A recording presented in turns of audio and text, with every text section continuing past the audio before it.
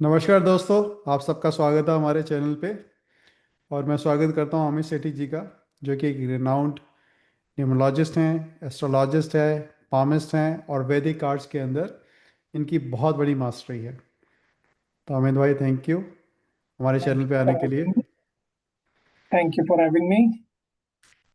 तो अमित जी, थोड़ा सा अपने बारे में बताइए, क्योंकि आई एम श्योर सब ये जानना चाहते हैं कि अमित सेठी जी कौन है।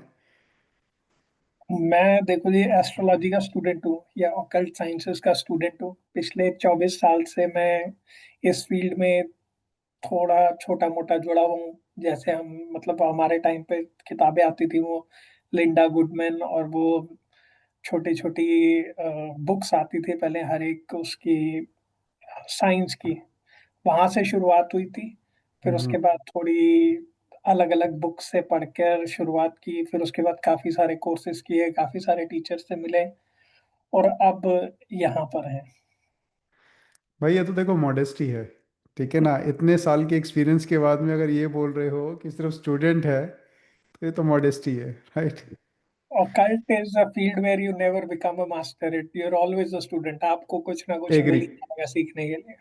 एग्री, एग्री, क्योंकि जितना मैंने देखा है, जितनी चीज़ें आप देखते जाओगे, जैसे अब मैं अगर न्यूमरोलॉजी की बात करूं, चाहे वो लोशु ग्रेड हो, चाहे वो वैदिक न्यूमरोलॉजी हो, या कोई भी चीज़ हो, चाहे एस्ट्रोलॉजी हो, डेली आप कुछ ना कुछ नए सीखते हैं। जितनी आप ग्रेड एनालिसिस करोगे, जितनी आप डेट ऑफ बर्थ एनालिसिस करोगे, हर एक ग्रेड के अंदर मैंने देखा है कुछ ना कुछ नया सीखने को मिलता ही मिलता है।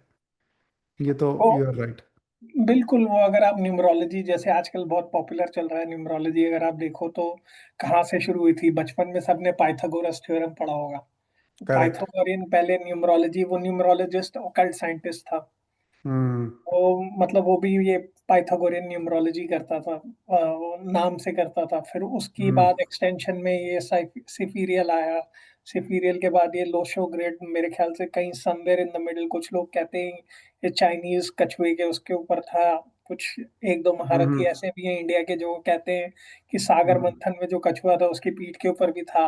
ये हम्म। लोशो ग्रेड, वो कहीं से कहानियां बनाते जाओ, किसी ने चेक तो करना नहीं है और हो भी नहीं सकती। फैक्ट बट है, बिल्कुल फैक्ट है। सीधी हम्म। बात है कि आपको जहां प्रिडिक्शन मिल रही है आप वहां पर चले जाओ। बिल्कुल फैक्ट है। तो अमित जी, स्टार्ट करते हैं। कुछ क्वेश्चंस मैंने लिखे हुए हैं आपके लिए, तो उसके बेसिस पे हम डिस्कस करते हैं, और कुछ जो क्लैरिफिकेशन है वैदिक कार्ड्स वगैरह की, वो आई एम श्योर मैं भी जानना चाहता हूँ, और हमारे जो व्यूअर्स हैं वो भी जानना चाहते हैं कि एक्चुअली में है क्या। तो पहला मेरा क्वेश्चन आपसे ये है कि वैदिक कार्ड्स की जब हम बात करते हैं, तो वैदिक कार्ड्स और टैरो कार्ड्स में फ़र्क क्या है, दोनों में क्या डिफरेंस है? वैदिक कार्ड्स और टैरो कार्ड्स जो हैं दो अलग अलग चीजें हैं, मगर काम दोनों का एक ही है कि वही वो फ्यूचर की प्रिडिक्शन। अगर आपको करनी हो, कोई क्वेश्चन पूछना हो तो उसका जवाब मिल जाए। हम्म। तो हमारे इंडिया के अंदर तो ज्यादातर यही होता है कि जन्म पत्री देखते थे। अब ये है कि हम्म। हर केस में जन्म पत्री देखना पॉसिबल नहीं होता और हर इवेंट भी आप जन्म पत्री से नहीं निकाल सकते। तो Vedic cards is basically a question and answer science, hmm. जो कि हम्म। टैरो भी है। टैरो के अंदर भी आप क्वेश्चन एंड आंसर्स पूछते हो, बट वैदिक कार्ड्स के अंदर क्या है, it is bit more structured. Tarot के हम्म। अंदर it would depend on the person who's interpreting it. I have seen very good tarot readers and I have seen some pathetic tarot readers. वो हर field के अंदर होता है, scale fact है। बहुत wide होता है। बट हम्म। यहाँ ये है कि ये वैदिक कार्ड्स जो है ये उमंग तनेजा जी ने बनाए थे। उनके आप किसी भी स्टूडेंट से मिलोगे, सबसे आपको जो आपने कार्ड पुल किया उसका या जो हॉरोस्कोप है सबका कंसिस्टेंट आंसर मिलेगा आपको। अगर हम्म। किसी एक स्टूडेंट ने कह दिया हाँ जी यहाँ पर डैमेज है, तो वो हर स्टूडेंट ने यही कहना है, भले ही आपको पता हो वो उसका स्टूडेंट है या नहीं। क्योंकि हम्म। उन्होंने इसको ना बड़ा स्ट्रक्चर कर दिया है, एकदम मैथमेटिक्स की तरह कर दिया है अच्छा। कि इसमें गैस वर्क हटा दिया उन्होंने बिल्कुल।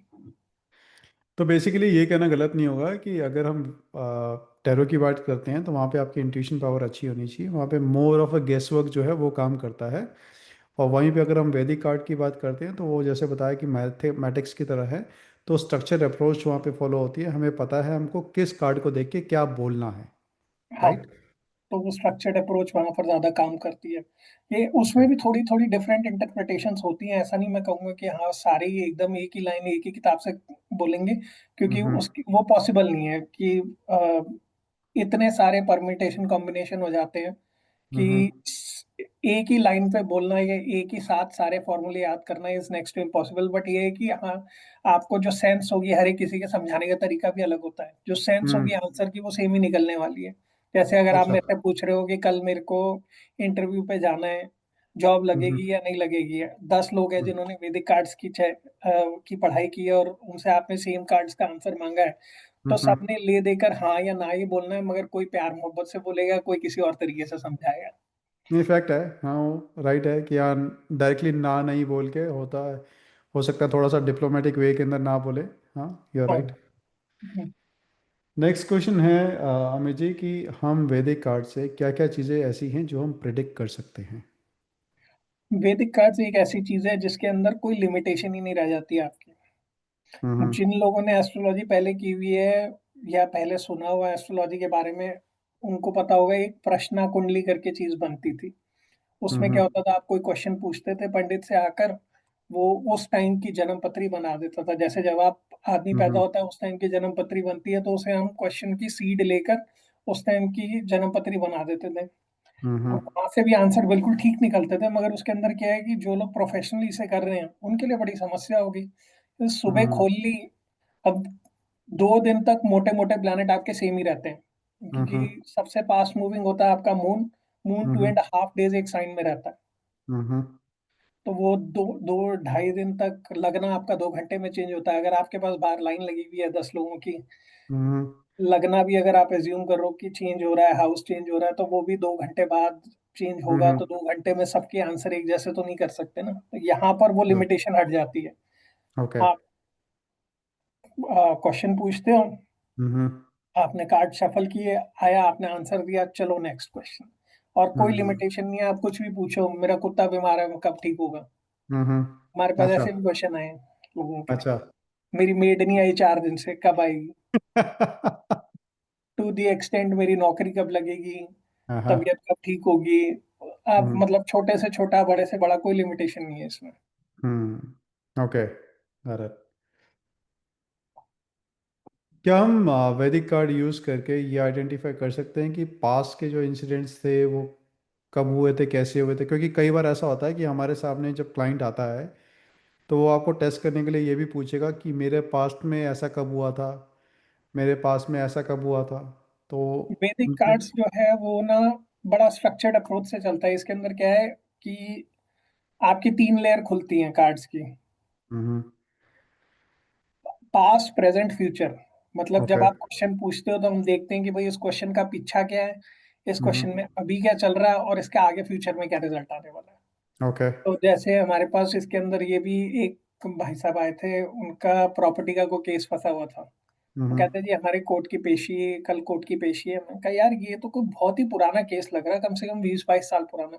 हम्म। कहता है, हाँ जी है तो इतना। मैंने कहा हो सकता है उससे ज्यादा हो। कहता है हाँ जी उससे ज्यादा है। मैंने कहा तो फिर ये अभी हम्म। 20-22 साल और चलने ही वाला है। कोई कहता है हाँ जी हमें भी पता है, हमने सोचा ऐसे ही आकर सुना था आपके बारे में, आकर वैसे ही पूछ ले। अच्छा। उनका कोई अच्छा। ग्रैंडफादर ने कोई जमीन ली थी, वो डिस्प्यूट हुई भी पड़ी है डीडीए के साथ, हाँ वो हाँ। चल ही जा रहा है केस। अच्छा अच्छा अच्छा। तो ओके। इसके अंदर कार्ड से आपको पता चल जाएगा कि ये आंसर का जो टाइम फ्रेम है, ये कितने टाइम तक ये आंसर वैलिड है, और ये क्वेश्चन कितने टाइम से चल रहा है। तो ये इन्हें बहुत नटशल इन्हें नटशल आप ये कहना चाहते हो कि कोई लिमिटेशन नहीं है, कोई किसी भी लेवल का किसी भी चीज़ के ऊपर क्वेश्चन पूछ सकता है। बिल्कुल बिल्कुल। क्या वैदिक कार्ड से हम ये पता कर सकते हैं कि मेरी लॉटरी लगेगी या नहीं लगेगी? ट्राई तो कर रहे हैं, मतलब लॉटरी स्टॉक्स ये सारी चीजें ट्राई तो करता ही है आदमी, मगर ये है ना हाँ। कि जहां पर मल्टीपल पार्टीज इन्वॉल्व हो जाती हैं। हम्म। ज्यादातर आप देखोगे कि मैरिज की प्रिडिक्शन में भी ज्यादातर पंडित गलती होते हैं। हम्म। रीजन ये होता है कि वहां पर 2 पार्टी इन्वॉल्व हो गई हैं। अब आप स्टॉक मार्केट और लॉटरी की बात कर रहे हो, तो वहां तो लाखों करोड़ों लोग इन्वॉल्व हैं। सही बात है। तो उसके अंदर से फिर ना ये ढूंढना मुश्किल हो जाता है, भाई आपका घोड़ा अच्छा है मगर आपसे अच्छा घोड़ा किसी और का है। वो अच्छा। भी देखना पड़ेगा। वो देखना पड़ेगा ना कि किस्मत ज्यादा किसकी स्ट्रांग है। समझ गया, समझ गया।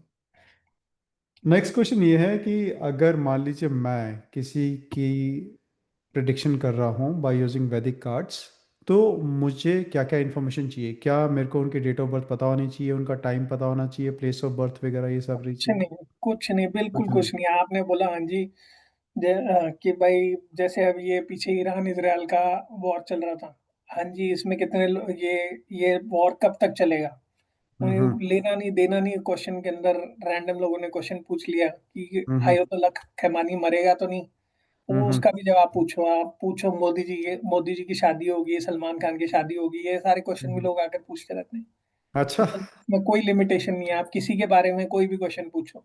मगर ये अच्छा। नहीं कि आप उस क्वेश्चन का मैं आंसर तो दे दूं आपको, जवाब को वेरीफाई कैसे करोगे? तो क्वेश्चन उसी लिमिट में पूछने चाहिए जो आप वेरीफाई कर सको और आपको सेटिस्फेक्शन हो। मजे नहीं, मजे के दैट लिए मेक तो फिर सेंस। कुछ भी करते रहो। नहीं नहीं, बिल्कुल सही कह रहे हैं आप। अच्छा, नेक्स्ट क्वेश्चन, जैसे आपने वेरिफिकेशन की भी बात की, तो उसी से रिलेटेड एक नया क्वेश्चन आया है कि इसकी प्रिडिक्शन कितने लेवल तक सही निकलती है। वो बिल्कुल क्वेश्चन पे डिपेंड करेगा सर। अब ये अच्छा। है कि आप ये पूछो मेरी नौकरी कब तक लगेगी, तो हम बता सकते हैं कि हाँ भाई इस टाइम तक आपकी नौकरी लग जाएगी और हम्म। ये प्रोबेबल पीरियड है, तो वहां पर हमारी एक्यूरेसी उस हिसाब से हो जाएगी। अब हम हम्म। बोलते हैं कि नहीं, कार्ड्स ने मना कर दिया, तो फिर वो हम्म। मना है तो फिर वो मना ही है, वो उसकी एक्यूरेसी जब लगेगी तब पता चलेगी। तो it would hmm. Depend on the question. हम ये कह देंगे ये हर बार ही सही होगा, गलती इसमें भी होती है, but the success rate is above 80 to 90% in my experience. Okay. Amit ji, मुझे याद है आपने किसी की प्रिडिक्शन की थी, वो जॉब पे जा रहे थे, तो आपने उनको यहाँ तक बता दिया था कि उनकी जो मैनेजर है वो, जैसे फर्स्ट डे जब वो जॉब उन्होंने ज्वाइन की थी, तो कौन से कलर के कपड़े पहन के आएंगे, आपने यहाँ तक प्रिडिक्ट कर दिया था। तो ये क्या इस लेवल तक भी प्रिडिक्शन चली जाती है? वो इसमें ना बड़े सारे एक्सपेरिमेंट चल रहे हैं। मतलब अब अच्छा। ये है ना कि जब आप कार्ड में घुस जाते हो उसके बाद ये कि वैदिक कार्ड से ये हमारे ये जो साइंस है उमंग तनेजा जी ने शुरू की थी। मतलब हम्म। कार्ड्स उन्हीं की बनाए हुए हैं। उसके बाद जीत पटेल ने उन्होंने इसके अंदर आगे बहुत काम किया था। तो हम्म। ये उनकी रिसर्च है कि जब आप किसी और बंदे के बारे में या किसी मीटिंग के बारे में पूछ रहे हो, उसके हम्म। अंदर आपका जो मोस्ट पॉजिटिव लेयर होती है उसके अंदर से आप देखोगे तो ज्यादातर कपड़े उस बंदे के वैसे ही निकलते हैं। अच्छा। ओके। ठीक है। अच्छा, अगर कोई पर्सन वैदिक आर्ट सीखने में इंटरेस्टेड हो, तो टोटल ड्यूरेशन कितनी होती है, कितना टाइम लगता है और कितना टफ रहता है ये? इसके लिए आपको पहले तो कोई प्रायर नॉलेज चाहिए नहीं। अच्छा, थोड़ी कुछ बहुत नहीं चाहिए। एस्ट्रोलॉजी की नॉलेज हो तो वो ठीक है। मगर हम्म। ये है कि आप बहुत ही ज्यादा पढ़े लिखे पंडित हो तो आपके लिए पुराना ना भूलना थोड़ा ज्यादा मुश्किल हो जाएगा। हम्म। कि ये कॉन्सेप्ट थोड़े से ज्यादा सिंपल है। अच्छा। दूसरी जैसे आप जो ट्रेडिशनल एस्ट्रोलॉजी देखते हो उसके अगेंस्ट ये बहुत हम्म। ज्यादा सिंपल कॉन्सेप्ट है। हम्म। यहाँ पर ज्यादा से ज्यादा आपको 15 से 20 हफ्ते लगते हैं इसे सीखने में, okay. Assuming you are doing 1 day a week. आहो। तो अच्छा।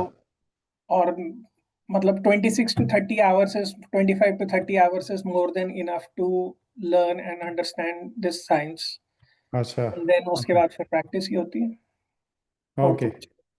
तो अप्रॉक्सीमेटली 25 to 30 हम ये मान लेते हैं कि थोड़ा सा और प्रैक्टिस वगैरह करके 35 to 40 आवर्स जो है वो मोर देन सफिशिएंट है इसके लिए। देखो आप कोई भी साइंस सीखने जाओगे उसके अंदर हम्म। 5 ही मेजर चीजें हैं। जब आप किसी पंडित के पास जा रहे हो 5 या 6 मेजर इवेंट होते हैं जिनके आपने क्वेश्चन पूछने होता है, उसके बाद बाकी सब होता है फ्लफ। हम्म। एक हो गया लिटिगेशन, हम्म। दूसरा हो गया हेल्थ, फिर हम्म। उसके बाद हो गया मैरिज, फिर हम्म। रिलेशनशिप, फिर फाइनेंस, फिर आजकल चाइल्ड ट्रैवल भी बर्थ। आ गया है, आजकल इंटरनेशनल ट्रैवल भी आ गया है। चलो ट्रैवल ले लो, 7 हो गया, उसका भी एक। हाँ। 7 ट्रैवल भी हो गया। फिर हम्म। चाइल्ड बर्थ हमने कवर कर लिया, हेल्थ कर लिया और प्रॉपर्टी मैरिज आ हो गया। गया। वो फाइनेंस के अंदर ही प्रॉपर्टी आ जाती है। हाँ, ठीक है। प्रॉपर्टी ले लो उसको। हम्म। 7 8 इवेंट से ज्यादा ना आपके पास सवाल भी नहीं होंगे पूछने के लिए। फिर उसके बाद यही होता है बंदे को कि आया हूँ मैंने एस्ट्रोलॉजर के पास बैठा हूँ तो कुछ और पूछ लूँ, मामे चाचू का भी पूछ लूँ, ये भी पूछ लूँ। हाँ उसके हाँ। अलावा ना इसके अलावा कोई इवेंट नहीं है। और यहाँ पर आप जब वैदिक कार्ड्स कर रहे हो 1.5 से 2 क्लास लगती है हर इवेंट समझने में। अच्छा। ओके। उनके मैं 2 ढाई घंटे की एक क्लास एज्यूम कर रहा हूँ। वो हम्म। आप समझते हो हर इवेंट को, उनके कॉम्बिनेशन परम्यूटेशन क्या है, थोड़े आप जाकर एक्सपेरिमेंट करते हो, वापस हम्म। आकर डाउट्स पूछते हो। बस हम्म। उसी उसी चीज में, क्योंकि 7 8 इवेंट से ज्यादा है नहीं क्वेश्चन पूछने के लिए किसी है को। नहीं है। समझ गया।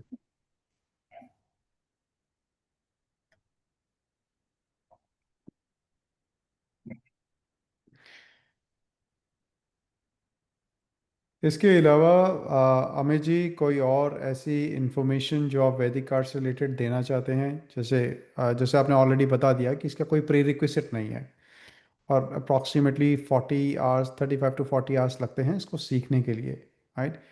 तो अगर कोई वैदिक आर्ट सीखना चाहता है तो क्या वो आपको कांटेक्ट कर सकता है उसके लिए? काम चल रहा है इसके ऊपर, बिल्कुल। डेफिनेटली आपको पता ही है, मैं तो इन्हीं चीजों में लगा रहता हूँ। बाकी हम्म। इन जनरल अगर किसी को इंटरेस्ट है सिर्फ जानने में, तो हम्म। मेरे यूट्यूब वीडियोस बाय उमंग तनेजा, जो क्रिएटर हैं इसके, हम्म। मेरे ख्याल से जीत पटेल के भी कुछ वीडियोस हैं। बाकी मेरी हम्म। साइट के ऊपर, if anyone wants to just see, get an overview कि ये क्या करते हैं हम्म। और क्या उनसे प्रेडिक्शंस निकल सकती हैं, तो वो देख सकते हैं। वो मैं डाल दूंगा, आपका साइट का लिंक जो है वो मैं डिस्क्रिप्शन में डाल दूंगा ताकि सबके लिए इजी हो जाएगा वो। तो अमित जी, आपका थैंक्स है हमारे चैनल पे आने के लिए और इतनी अच्छी इन्फॉर्मेशन देने के लिए। Most welcome sir. Thank you Amit ji, thank नमस्कार। You sir, thank you.